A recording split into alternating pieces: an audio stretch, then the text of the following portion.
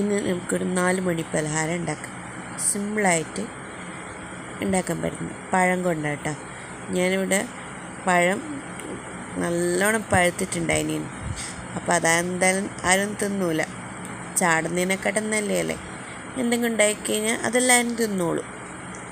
അപ്പോൾ അതിന് വേണ്ടിയിട്ട് ഒരു ജാറിലേക്ക് ആ പഴുത്ത പഴം മുറിച്ചിട്ട് വെച്ചിട്ട് അതിലേക്ക് കുറച്ച് പഴത്തിന് എന്തായാലും മധുരം ഉണ്ടാവുമല്ലോ.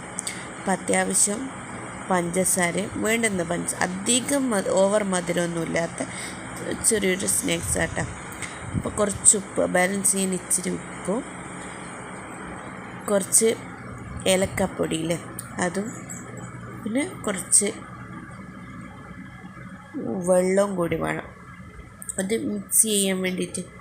അപ്പോൾ അധികം വെള്ളമൊന്നും വേണ്ട, ഇതൊന്ന് അരിയാൻ വേണ്ടിയിട്ടുള്ള കുറച്ചൊരു വെള്ളം. അപ്പോൾ നല്ലോണം അതൊന്ന് മിക്സിയിലിട്ട് അടിച്ചിട്ട് ഒരു അത്യാവശ്യം പേസ്റ്റ് പോലെ ഉണ്ടാവും. ഞാനൊരു വേറെ പാത്രത്തിലേക്ക് മാറ്റി. ഇത് ഞാൻ ഹെൽത്തി ആയിട്ട് ഉണ്ടാക്കുന്നത്, ഗോതമ്പ് പൊടിയായിട്ട് എടുക്കുന്നത്.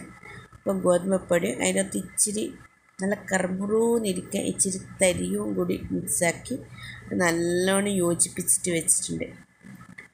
അപ്പോൾ ഇനി എണ്ണ ചൂടാക്കാൻ വെക്കാം. വെളിച്ചെണ്ണ കേട്ടോ ചെയ്യുന്നത്. അപ്പോൾ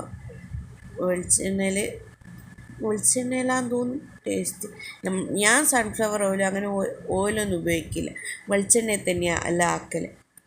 അപ്പോൾ കുറച്ച് വെളിച്ചെണ്ണയെ ഉപയോഗിച്ചിട്ടുള്ള, അധികം ഒരുപാട് വെളിച്ചെണ്ണയൊന്നും ആക്കിയിട്ടില്ല.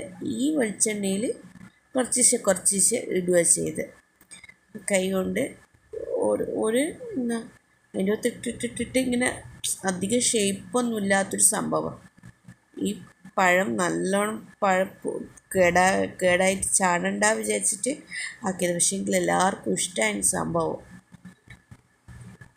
നല്ല മധുരം, അത്യാവശ്യം മധുരം എല്ലാം ആയിട്ട് നല്ല സോഫ്റ്റ് സാധനം. അപ്പോൾ ഇത് ഓരോ പ്രാവശ്യം ഉണ്ടാക്കുന്നതിന് പെറുക്കി തിന്നല ഇവിടുത്തെ എല്ലാവർക്കും പണി. അപ്പോൾ ഇത്രയേ ഉള്ളൂ, സിമ്പിൾ സാധനം. 4 മണിക്ക് പിള്ളേർക്ക്